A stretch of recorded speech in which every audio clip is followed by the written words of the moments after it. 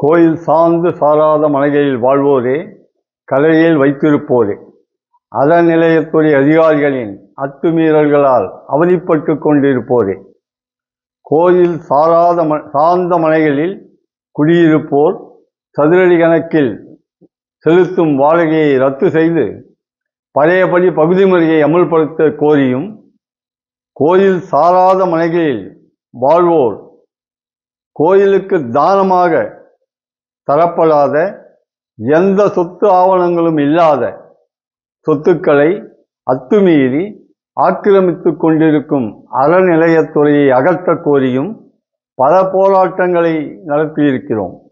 இப்பொழுது சரியான சந்தர்ப்பம் வாய்த்திருக்கிறது.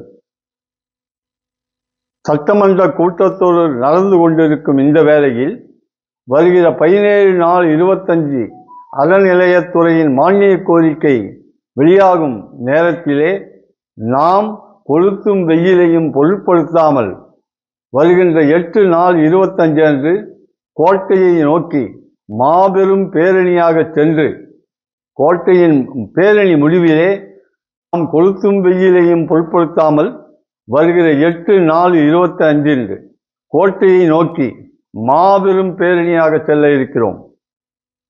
விடுதலை சிறுத்தைகள் கட்சியின் நிறுவனர் தொல் திருமாவளவன் அவர்கள் பேரணியை துவக்கி வைக்க, பேரணி முடிவிலே இந்திய கம்யூனிஸ்ட் கட்சியின் மாநில செயலர் தோழர் இரா முத்தரசன் அவர்கள் வாழ்த்துரை வழங்கி முடித்து வைக்க, அன்று கோட்டைக்கு சென்று தமிழக முதல்வர் மாண்புமிகு மு.க. ஸ்டாலின் அவர்களை கோட்டையில் சந்தித்து நம் கோரிக்கை மனுவை கொடுக்க இருக்கிறோம்.